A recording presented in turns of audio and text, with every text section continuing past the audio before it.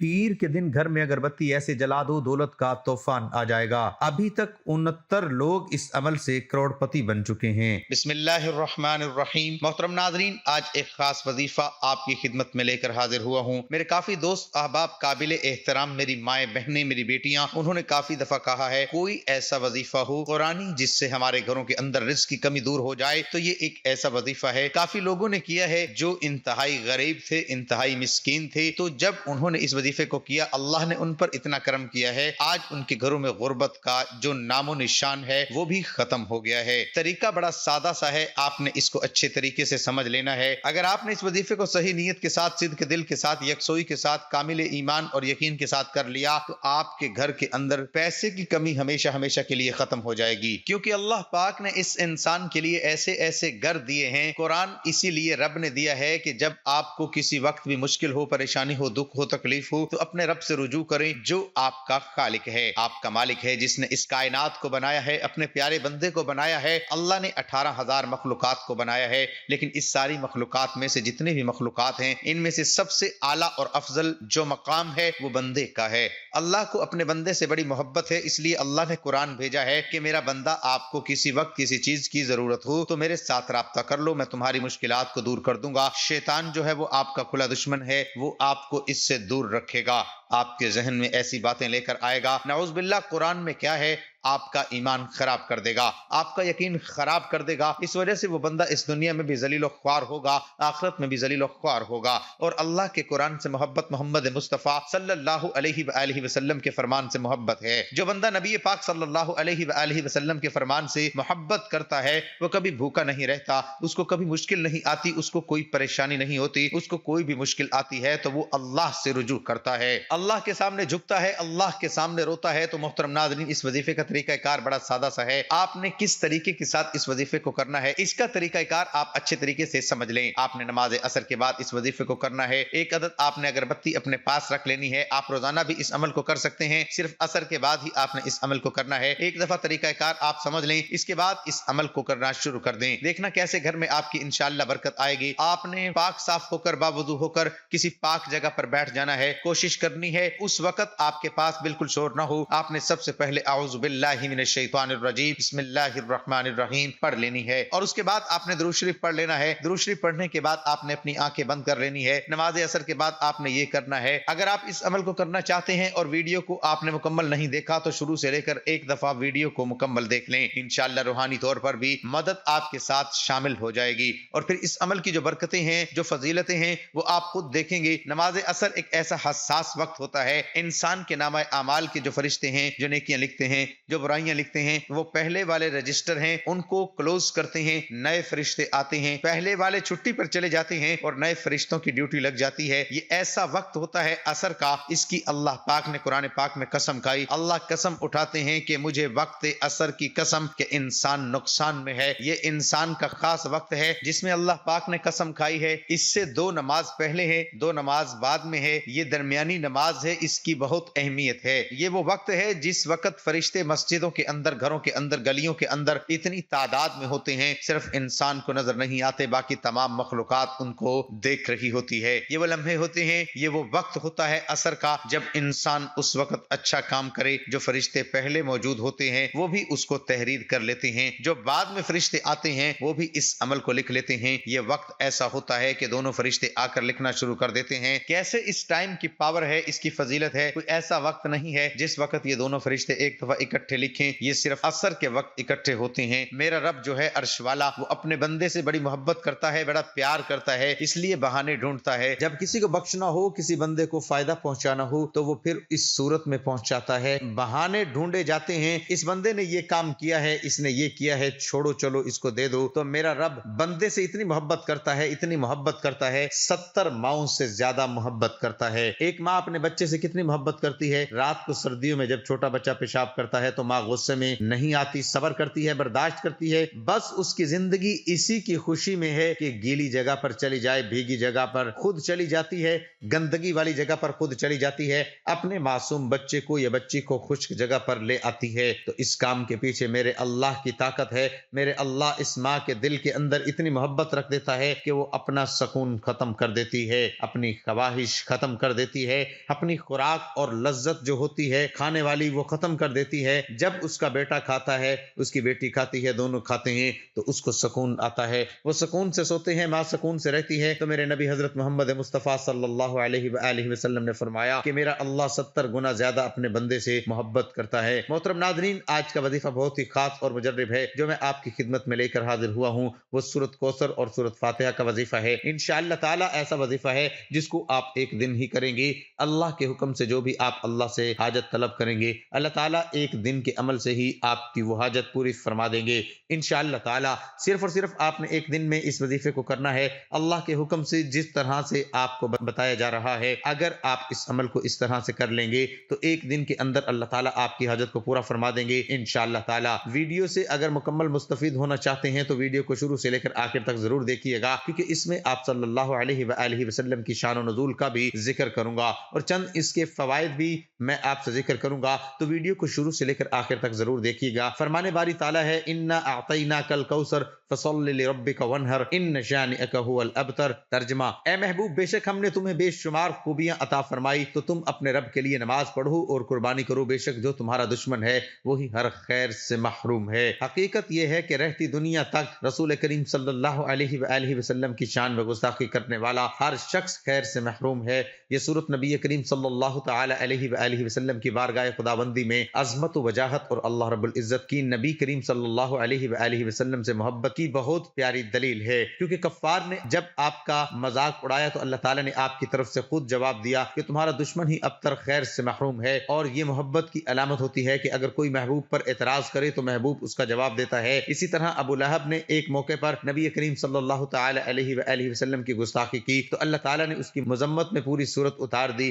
اور فرمایا ابو لہب کے دونوں ہاتھ برباد ہو جائیں، اور وہ برباد ہی ہو گیا۔ محترم ناظرین، آج میں آپ کے لیے ایک بہت ہی اہم ویڈیو لے کر حاضر ہوا ہوں جو کہ سورۃ کوثر اور سورۃ فاتحہ کا وظیفہ ہے۔ ایک دن آپ نے کرنا ہے، ایک دن کے اندر اللہ کے حکم سے آپ کا مسئلہ حل ہو جائے گا، ہر مقصد پورا ہو جائے گا، آپ کا کوئی بھی مقصد ہوگا انشاءاللہ تعالیٰ وہ ایک دن کے اندر اللہ تعالیٰ اس وظیفے کی برکت سے پورا فرما دیں گے۔ بہت ہی طاقتور وظیفہ ہے، آپ کی حاجت جتنی بڑی ہو، آپ کی پریشانی کوئی بھی ہو، کسی بھی مقصد کے لیے آپ اس وظیفے کو پڑھیں، انشاءاللہ تعالیٰ ایک دن کے اندر آپ کی وہ حاجت اللہ تعالیٰ پوری فرما دیں گے۔ بزرگان دین کا معمول رہا ہے کہ اللہ تعالیٰ کے ساتھ لو لگانے کے ساتھ حاجات کو پورا کروانے اور ضرورتیں پوری کرنے کے لیے اللہ تعالیٰ کی طرف رجوع کرتے تھے، نمازوں میں اور دعاؤں میں اس طرح سے اللہ تعالیٰ سے مانگتے رہتے تھے، لیکن اس کے ساتھ ان کا ایک اور بھی عمل ہوتا تھا جسے ہم وظائف کہتے ہیں۔ آج جو وظیفہ میں آپ سے شیئر کرنے جا رہا ہوں یہ اکابرین کا کیا ہوا ہے اور مجرب وظیفہ ہے، اس کا ضرور آپ کو فائدہ حاصل ہوگا انشاءاللہ تعالیٰ۔ جب ہم ایسے کرتے ہیں تو اللہ تعالیٰ اپنے غیب کے خزانوں سے اس حاجت کو پوری کرتے ہیں جس طرح سے اللہ تعالیٰ ان اکابرین کی حاجت کو پورا فرماتے تھے۔ اسی طرح سے انشاءاللہ تعالیٰ اللہ پاک آپ کی حاجات کو، آپ کے مسائل کو بھی حل فرمائیں گے اور آپ کی مشکلات کو بھی اللہ تعالیٰ ضرور دور کریں گے۔ آپ کا جو وظیفہ ہے یہ صرف اور صرف ایک دن کا وظیفہ ہے جو آپ میرے بتائے ہوئے طریقے سے کریں گے تو انشاءاللہ تعالیٰ یہ وظیفہ کرنے سے آپ کی حاجت ضرور پوری ہوگی، کتنی ہی بڑی حاجت کیوں نہ ہو، پریشانی کتنی ہی بڑی کیوں نہ ہو، چاہے آپ یہ وظیفہ شادی کے لیے کر رہے ہیں یا آپ کاروبار کے لیے کر رہے ہیں یا آپ کا کام نہیں چل رہا اس لیے کر رہے ہیں یا کسی دشمن سے چھٹکارا حاصل کرنے کے لیے کر رہے ہیں یا کسی کے دل میں اپنی جگہ بنانے کے لیے کر رہے ہیں یا آپ کی کوئی بھی حاجت ہے، کوئی بھی مسئلہ ہے، انشاءاللہ تعالیٰ اس وظیفے کی برکت سے اللہ پاک آپ کا وہ مسئلہ ضرور حل کر دیں گے۔ سورۃ کوثر قرآن پاک کی عظیم سورت ہے اور اس کو قرآن پاک کی مختصر سورت ہونے کا شرف بھی حاصل ہے، لیکن اپنے فضائل اور برکات کی وجہ سے یہ قرآن مجید کی سب سے بھاری سورت ہے۔ یہ چھوٹی سی سورت قرآن مجید کی کثیر فائدوں کی حامل ہے۔ روزانہ صرف 10 بار سورت کوثر پڑھنے سے جتنے بھی گناہ ہوں اللہ تعالیٰ وہ معاف فرما دیتا ہے۔ جو شخص روزانہ رات کو 10 بار سورت کوثر پڑھنے کا معمول بنا لیتا ہے تو اللہ تعالیٰ اپنے پیارے حبیب حضرت محمد مصطفیٰ صلی اللہ علیہ وآلہ وسلم کی زیارت نصیب فرماتا ہے۔ جو شخص روزانہ سورت کوثر کو پڑھ کر سوتا ہے تو اللہ تعالیٰ اس کی ساری رات حفاظت کرتا ہے۔ جو کوئی اپنے مکان کے چاروں کونوں میں رات کو 10 مرتبہ سورت کوثر پڑھ کر پھونکتا ہے تو اللہ تعالیٰ ताला उसको गैब से रिस्क का इंतजाम करता है और उसके घर में मुफलिसी और बीमारी नहीं आती। सूरत कौसर पढ़ने से रिस्क कुशादा होता है और जो इंसान रात को पढ़कर सोता है तो अल्लाह ताला उसकी हर हाजत को पूरा करता है। जो हर नमाज के बाद सूरत कौसर की एक तस्बीह का मामूल बना लेता है तो अल्लाह ताला उसको गैब से रिस्क अता करता है। सूरत कौसर हर बीमारी से शिफा करती है, हासिदों की हसद से बचाती है, दुश्मनों की दुश्मनी से बचाती है। जो कोई हर रोज सूरत कौसर पढ़ने का मामूल बना लेता है तो हर किस्म के जादू और शैतान के शर से महफूज रहता है। आपने इस वजीफे में करना क्या है? वजीफा शुरू करने से पहले आपने दुरूद शरीफ जो है वो लाजमी पढ़ लेना है, क्योंकि सूरत कौसर कुरान पाक की सबसे छोटी सूरत है। और वजीफा सुनने से पहले मैं आपको सूरत कौसर का शान और नुज़ूल भी बताना चाहूंगा। हजरत इब्ने अबी हातिम ने बैहकी के दलाइल नबूवत में जो हजरत अली बिन हुसैन से नकल करते हैं कि जिस शख्स की औलाद मर जाए उसे अरब वाले अबतर कहा करते थे, जैसे कि इसमें जिक्र है इसका जो आखिरी लफ्ज है वो अबतर का है। तो जिस शख्स की औलाद मर जाया करती थी तो अरब वाले उसको अबतर कहते थे, यानी मकतूल नस्ल। जब नबी करीम सल्लल्लाहु अलैहि वसल्लम के साहबजादे कासिम या इब्राहिम का बचपन में इंतकाल हो गया तो लोगों ने आपको अबतर नऊज़ु बिल्लाह कहना शुरू कर दिया। उसके ज़मन में अल्लाह ताला ने इस सूरत को नाजिल किया और रिवायात में किया, जिसमें आस बिन वाइल का नाम खास तौर पर जिक्र किया जाता है। उसके सामने जब भी नबी करीम सल्लल्लाहु अलैहि वसल्लम का जिक्र किया जाता तो वो कहता इसकी बात तो छोड़ो, ये कोई फिक्र करने की बात है, क्योंकि वो तो अबतर है, नऊज़ु बिल्लाह मकतूल नस्ल है, उसके तो बेटे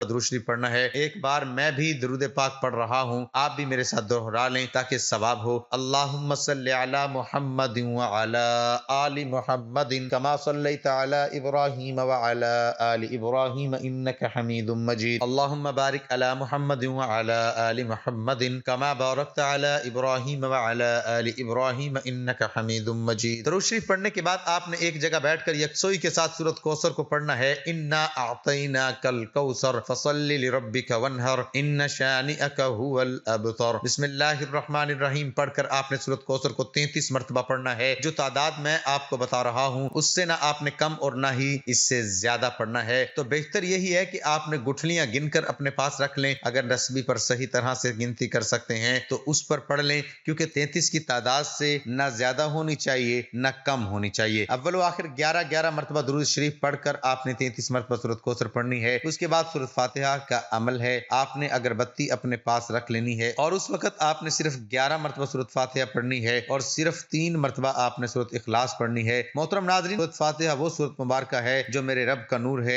मेरे अल्लाह का नूर है, अल्लाह की रहमत बरकतें इसके अंदर हैं। जब इंसान इसको पढ़ता है तो ये सूरत फातिहा अल्लाह से झगड़ा करती है। जिस बंदे ने मुझे पढ़ा मेरे अल्लाह उसकी जिंदगी को बदल दे, उसके दिल की तमन्ना को पूरा कर दे। वो अल्लाह से जब अपनी बात मनवाती है फिर मेरा रब इस बंदे के दिल की ख्वाहिश को पूरा फरमा देता है। तो नमाज असर का एक खास वक्त होगा और सूरत फातिहा का ये खास अमल होगा। ये दो चीजें मिल जाएंगी तो इंसान की जिंदगी के नसीब और मुकद्दर बदल जाएंगे। तो आपने अच्छे तरीके से इसको पढ़ लेना है, अपना मकसद अपने जहन में रखना है। उसके बाद दोबारा फिर 11 बार दुरूद शरीफ पढ़ के आपने इस अगरबत्ती के ऊपर फूंक मार देनी है। अल्लाह के हुजूर अपने मकसद के लिए दुआ मांग लेनी है, गिड़गिड़ा कर अपने अल्लाह से मांग लें। वो देने वाली जात है, ये हो ही नहीं सकता कि कोई बंदा अल्लाह पाक से कामिल यकीन के साथ मांगे और अल्लाह उसको अता न करे। मेरा रब तो वो है जो पूरी कायनात का खालिक है, पूरी कायनात का मालिक है, पूरी कायनात का राज़िक है। पूरी कायनात मिलके भी मेरे अल्लाह की इबादत न करे, मेरे अल्लाह के नाम पर मेरे अल्लाह के जलाल में कोई फर्क नहीं आ सकता। तो ऐसी पाक जात है, ऐसी आला व अरफा जात है, आपने अल्लाह पाक से मांगना शुरू कर देना है। वो देने वाली जात है तो वो बहाने ढूंढती है। उसके बाद आपने क्या करना है कि इस अगरबत्ती को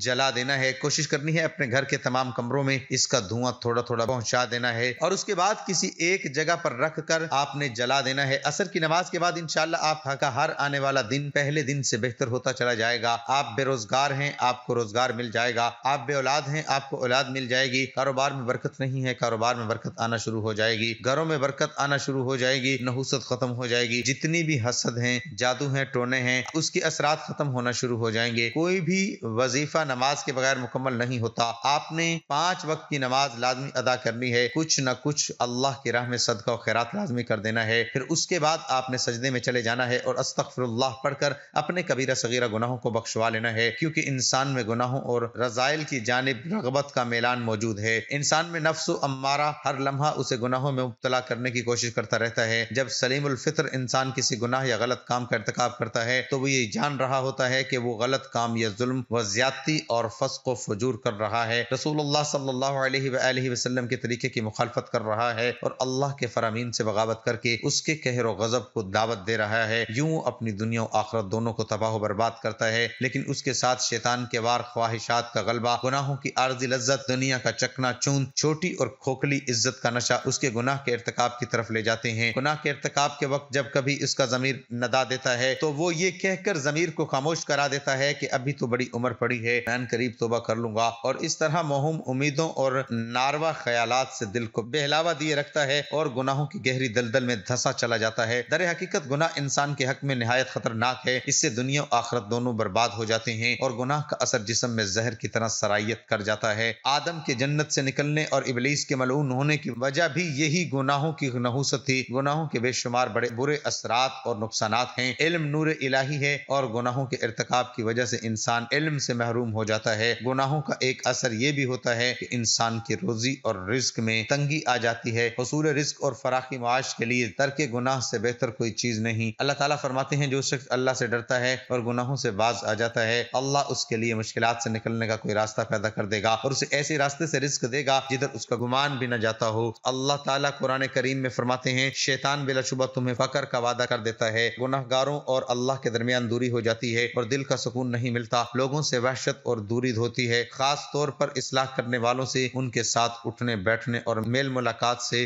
گناہ گار گریز کرتا ہے، یہاں تک کہ بیوی بچوں اور اپنے اقربا سے وحشت ہو جاتی ہے. کاموں میں دشواریاں پیدا ہو جاتی ہیں. جو آدمی اللہ سے ڈرتا ہے اللہ اس کے کام آسان کر دیتے ہیں. جس طرح رات کی تاریکی میں کچھ سجائی نہیں دیتا، گناہ گار کی زندگی میں معاملات میں تاریکی ہو جاتی ہے، سمجھ نہیں آتا کہ وہ کیا کرے. عطا تو عبادت نور ہے اور گناہ تاریکی ہے. گناہ پڑھتے ہیں تو یہ تاریکی بھی بڑھتی جاتی ہے، جبکہ ایسا شخص جو اللہ سے ڈر کر گناہوں سے بچتا ہے اللہ اس کے لیے ایک نور بنا دیتے ہیں جس سے وہ زندگی گزارتا اور گناہ گار اندھیرے میں ٹامک ٹومیاں مارتا رہتا ہے. گناہوں کی تاریکی اور سیاہی اس کی آنکھوں، منہ اور چہرے پر چھا جاتی ہیں. چہرے پر سیاہی، دل اور قبر میں تاریکی، جسم میں کمزوری، تنگی، رزق میں تنگی، مخلوق کے دل میں نفرت اور بزدلی کا آ جانا وغیرہ، یہ سب گناہوں کا وبال ہے. اس میں کوئی شک نہیں کہ اطاعت الہی ایک نور اور روشنی ہے، جبکہ معصیت الہی ایک تاریکی اور اندھیرا ہے. چنانچہ سیدنا عبداللہ بن عباس رضی اللہ تعالی عنہ فرماتے ہیں جو شخص اللہ کی اطاعت اور فرمانبرداری میں کوشاں رہتا ہے اس کے چہرے پہ چمک دمک، دل میں نور، روزی میں فراخی، بدن میں طاقت و قوت اور لوگوں کے دل میں اس کے لیے محبت و مودت ہوتی ہے. اور جو شخص اطاعت الہی سے منہ موڑ کر نافرمانی اور طغیانی میں کوشاں رہتا ہے اس کے چہرے پہ نحوست، دل میں تاریکی، قبر میں اندھیرا، بدن میں کمزوری، روزی میں کمی اور لوگوں کے دلوں میں اس کے لیے حسد، بغض اور کینہ پیدا ہو جاتا ہے. گناہوں کے ارتکاب سے عمر کم ہو جاتی ہے اور جسم و دل کمزور ہو جاتا ہے. مومن کی قوت کا مدار اس کے دل کی قوت پر ہوتا ہے، اس کے دل کی قوت کی وجہ بھی اس کے جسم اور قوی مضبوط ہو جاتے ہیں، جبکہ فاسق و فاجر کا حال اس کے برعکس ہوتا ہے. اس کی قوی خواہ طاقتور ہی کیوں نہ ہو وہ بزدل اور کمزور ہوتا ہے اور بوقت ضرورت اس کی جسمانی طاقت بیکار ہو جاتی ہے. اس لیے ہمیں ہمیشہ اللہ تعالیٰ سے اپنے گناہوں کی بخشش طلب کرنی چاہیے. اس کے بعد اللہ تعالیٰ سے دعا کرنی ہے. اپنی حاجت کے لیے آپ نے یہ عمل کرنا ہے اور انشاءاللہ تعالیٰ